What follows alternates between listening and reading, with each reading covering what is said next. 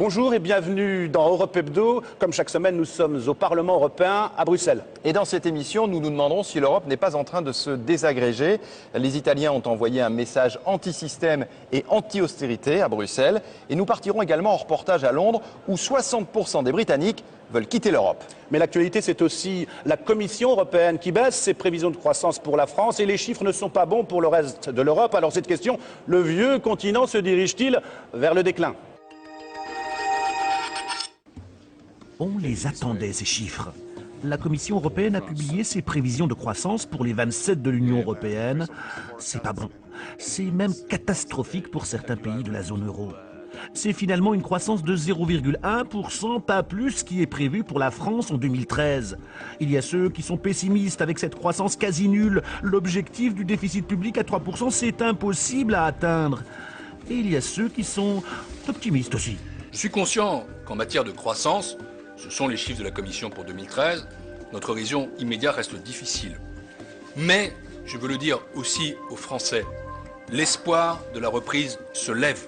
L'espoir se lève, mais la panne de croissance concerne toute l'Europe pour le moment, avec des pays plus durement touchés que les autres par la crise. La Grèce et l'Espagne, et leur taux de chômage de 27%. L'hebdomadaire libéral The Economist est catégorique. L'Europe décline. L'Europe est en train de perdre son leadership économique. Et le journal de prédire le classement pour 2022 des puissances économiques dans le monde. Au top, les États-Unis, devant la Chine, le Japon et l'Inde, le Brésil. À la 6e place, le premier pays européen, l'Allemagne. La France n'occuperait plus que la 9e position de ce classement, contre la 5e actuellement. Bon, l'hebdomadaire est anglais, donc pas forcément objectif en ce qui concerne la France, mais quand même, l'Europe a désormais la réputation d'être l'enfant à problème de l'économie mondiale et se fait donner la leçon par les capitalistes chinois ou les économistes indiens. De là à parler de déclin, il y a un pas que les plus optimistes ne veulent pas franchir. Alors l'Europe va vers le déclin, vaste question. Dominique Riquet, bonjour. Vous êtes député européen, membre du PPE, le Parti populaire européen. Vous êtes aussi vice-président de la Commission des transports et du tourisme. Alors est-ce que vous êtes optimiste ou pessimiste sur l'Europe? Est-ce que l'Europe va-t-elle vers le déclin?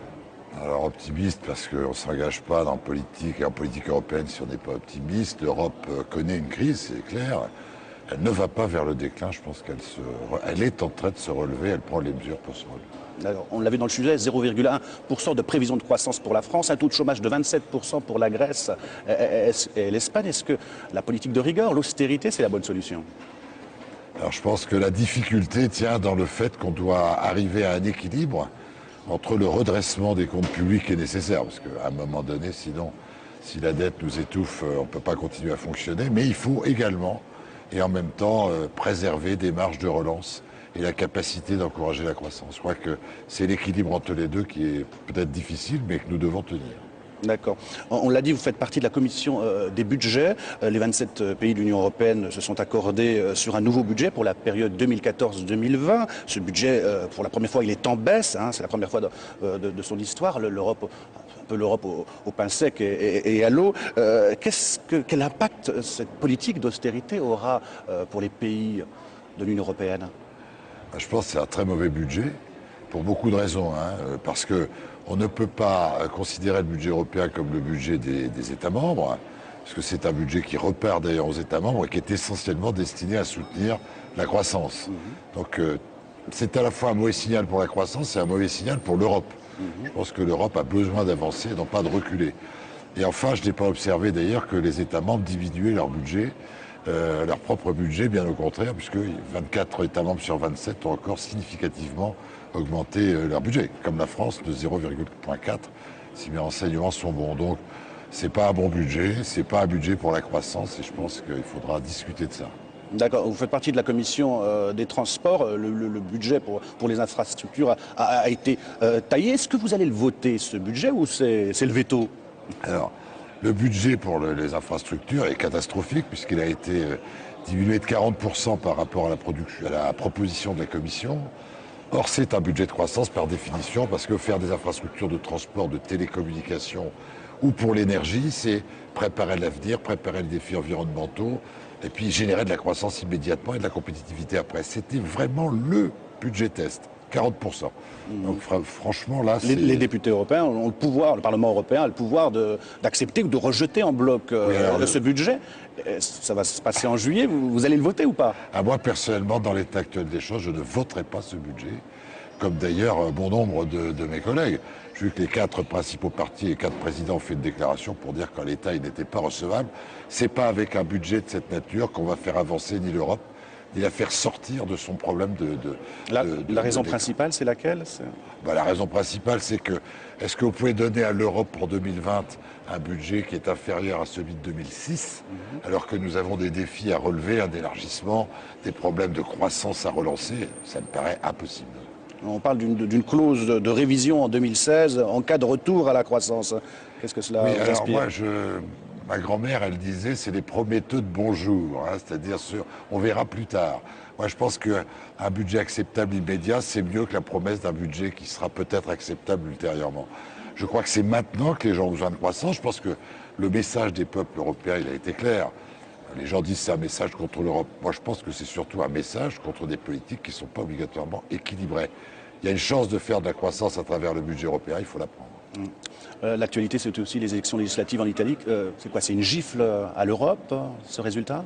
C'est surtout une gifle au système politique italien, au premier chef. Au deuxième chef, il y a aussi un vote de défiance, je crois, envers l'Europe, ou plus exactement envers l'Europe telle qu'elle est perçue par les Italiens, à travers leur propre classe politique. Et là, il y a un problème.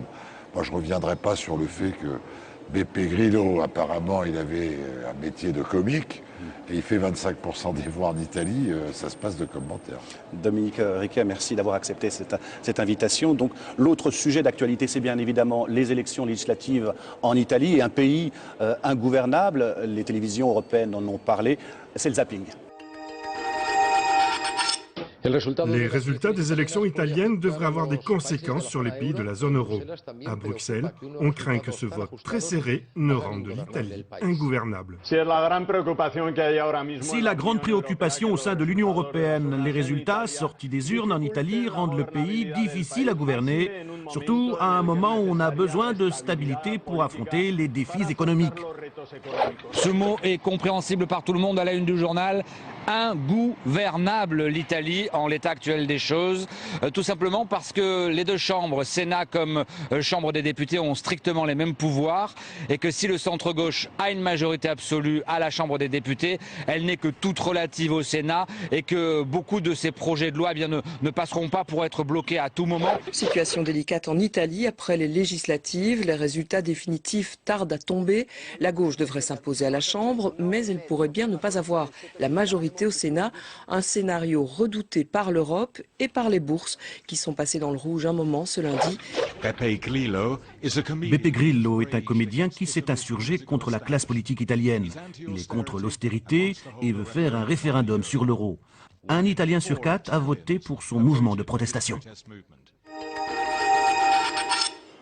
Alors nous sommes avec Giuseppina Paterniti, vous êtes la correspondante de la télévision italienne RAI ici à Bruxelles. Alors on l'a vu sur les images, Beppe Grillo, c'est l'amuseur qui ne fait plus rire personne. Il est en position d'arbitre. Que va-t-il faire de ses élus ?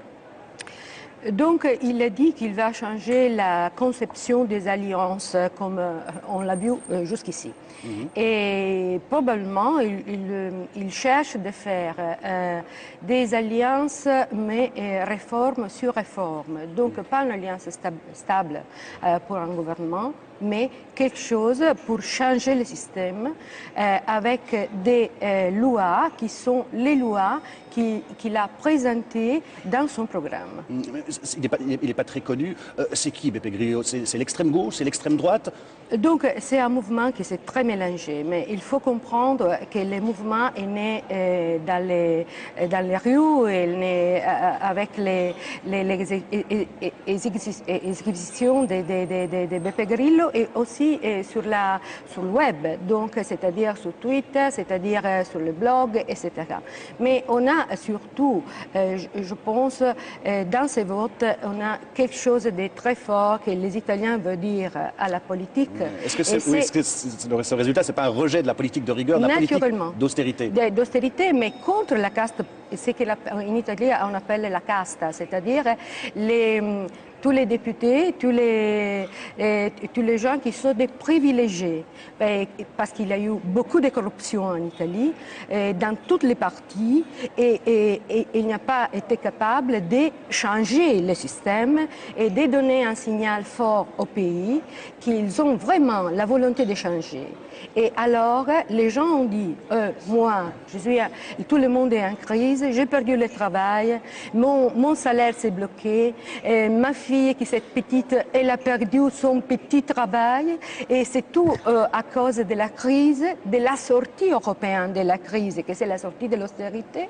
Et ils ont encore à faire la casta, les privilégiés, ils ont encore à faire des dépenses, il faut faire des choses. Et alors, ça a été un vote contre les députés et contre le Parlement en général et contre la sortie européenne, la sortie de la crise européenne, c'est-à-dire contre l'austérité. Vous le disiez, donc c'est une gifle à l'Europe. Les hommes de l'Europe, Mario Monti a fait 10%.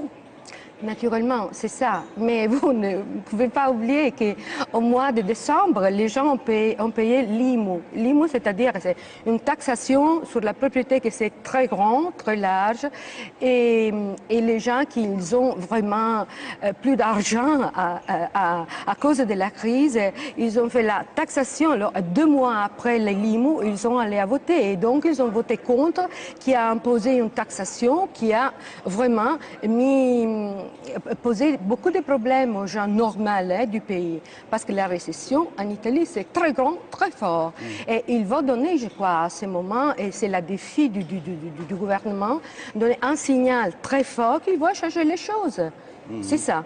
L'Italie, c'est la 3e économie de la zone euro. Hein, c'est 2000 milliards de dettes. On ne peut pas en rester là. Qu'est-ce qui va se passer? Oui, naturellement, on ne peut pas rester là. Et je pense que le Parti démocratique, qui a été le premier de toute façon au Sénat, à la Chambre des députés, mais au Sénat, il n'y a pas la majorité non, pour faire un gouvernement. Et donc, je crois qu'il va tenter de faire un gouvernement sur des petites réformes, des petites choses. Et après, on ne sait jamais si on va voter une autre fois ou s'il va continuer avec les Justement, comment vous voyez l'avenir? Est-ce qu'il va y avoir une nouvelle élection? C'est possible. Beaucoup, c'est dans les mains de Giorgio Napolitano, qui est le président de la République. Merci Giuseppina Paternité. Alors on l'a dit, donc les élections italiennes, c'était une gifle à l'Europe. Il y a aussi cette montée de l'euroscepticisme en Grande-Bretagne. Rim Benhammer était allé à la rencontre des membres de l'UKIP, le parti eurosceptique anglais. C'est 20% des suffrages aux élections locales. Reportage.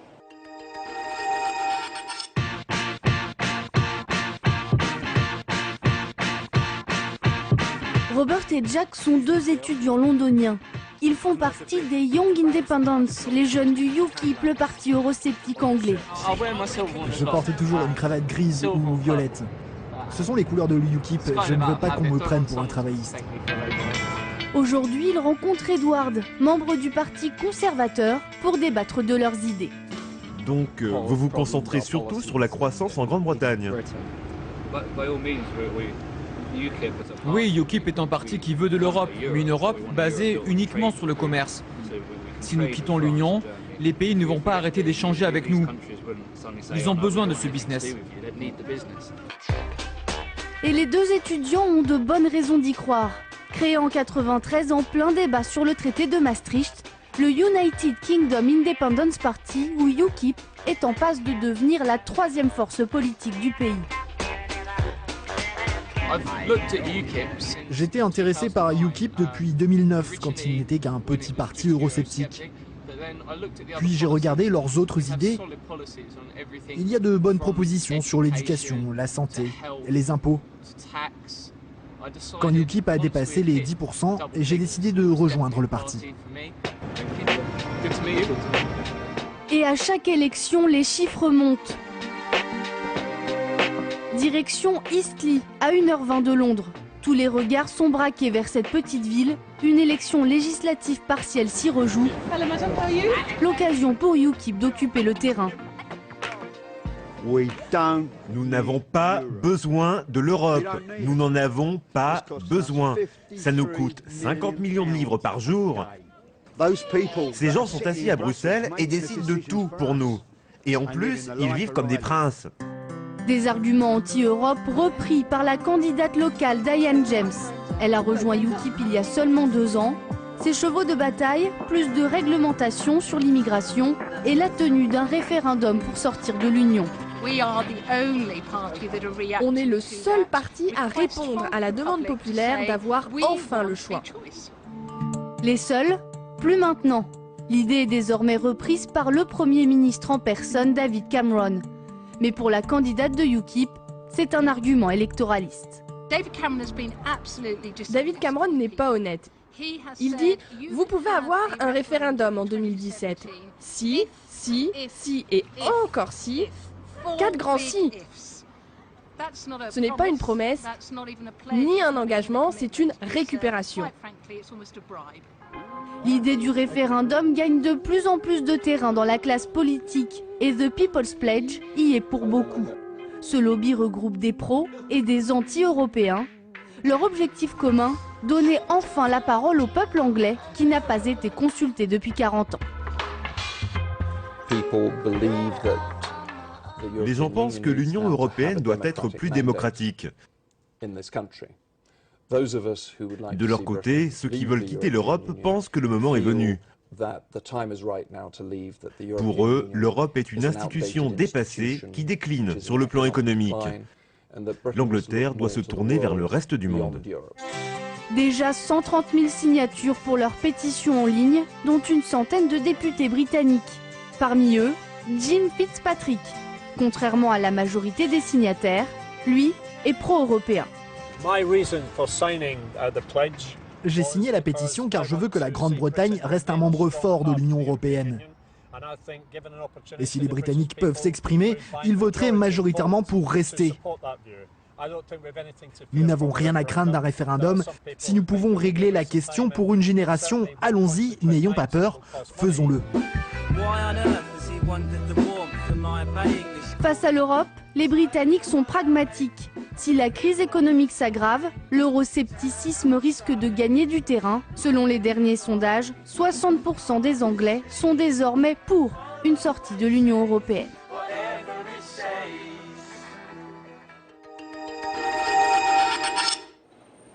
Un reportage signé Rim Benhammer. Alors nous sommes avec Graham Watson, bonjour. Bonjour. Vous êtes député européen, vous êtes britannique, vous êtes également écossais, vous êtes le président du parti des démocrates et des libéraux, un parti européen. On va dire que vous êtes grosso modo centriste, ici en tout cas au Parlement à Bruxelles. Et enfin, vous êtes membre de la Commission des Affaires étrangères. Est-ce que vous, à titre personnel, vous êtes pour la tenue d'un référendum en Grande-Bretagne? Non, je suis contre la tenue d'un référendum dans le sens que ça endommage les possibilités des investissements dans l'économie britannique sur lesquels nous dépendons pour un grand nombre de postes de travail, donc stabilité. Et je suis contre un référendum sur un sujet où personne ne sait vraiment pas quels sont les enjeux.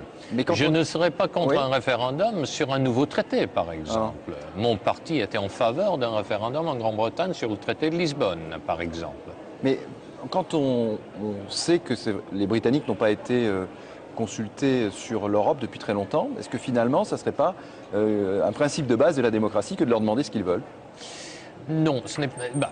La démocratie, c'est quoi? La démocratie directe, ce sont les référendums. Mais souvent, les réponses ne sont pas des réponses à des questions posées, ce sont des réponses à les personnes qui posent des questions. Vous avez une histoire en France des référendums sur les traités européens. C'est une histoire malheureuse, je dirais même. Les Français ont dit non, en tout cas. Nous ne l'avons pas fait. Je pense que peut-être la démocratie requiert d'ici quelques ans une consultation du public britannique sur le sujet de l'Europe, car ce sujet est redevenu très controversé. Si vous posez la question aux gens quelles sont les choses les plus importantes, ils ne citent pas l'Europe. Plus important, c'est l'emploi, c'est la santé, c'est l'éducation, c'est les transports. Mais quand même, le sujet de l'Europe, c'est quelque chose qui nous trouble. Quand on voit un sondage, par exemple, qui dit que 60% des Britanniques veulent maintenant quitter l'Union européenne, Bon, il y a certains sondages qui disent 60, il y a certains qui disent 60 en faveur. Les sondages, c'est pas vraiment une bonne mesure. Je pense que si on faisait une campagne dans un référendum, quitter ou rester, la majorité serait en faveur de rester. Vous pensez que la majorité des Britanniques aujourd'hui, parce qu'encore une fois, nous, l'image qu'on a de l'extérieur de ce pays, c'est que finalement, les Britanniques en ont assez. David Cameron l'a dit dans son discours, il ne voit que les côtés négatifs, un petit peu ce que disait ce monsieur, c'est-à-dire Bruxelles, ça coûte cher, ça fait des normes inutiles, etc. Donc ce que vous nous dites, c'est que non, en fait, c'est pas ça. On peut toujours critiquer l'Europe, mais les gens ne savent pas. Nous sommes les moins bien informés de tous les Européens sur ce qu'est l'Europe, ce qu'elle fait, comment elle fonctionne. Mais ce que nous voyons, ce que vous voyez en France, on voit dans les autres pays, c'est un nouveau nationalisme. Le parti indépendantiste, c'est comme le Front National en France, c'est un parti anti-immigration. C'est un parti anti-coopération internationale. Or, les grands défis mondiaux d'aujourd'hui requièrent cette coopération internationale. Donc, il faut que la classe politique se justifie pour ce qu'elle fait dans la construction de l'Europe. Alors, on a vu dans le reportage tout à l'heure une candidate aux élections locales. Elle a une question pour vous et ensuite on vous retrouve. Qu'est-ce que c'est la justification pour rester encore, pour continuer d'être un membre de la communauté européenne? Parce que c'est très difficile pour la population de comprendre pourquoi. Bon, au moins la question est directe. Je suis très heureux d'abord qu'elle parle le français. Malheureusement, il y a très peu de mes compatriotes, surtout de la génération succédante, qui parlent français comme ça. Mais est-ce qu'il y a une justification? Absolument. Comment je le justifie? Non seulement notre économie, 3,5 millions de postes de travail, mais aussi notre sécurité.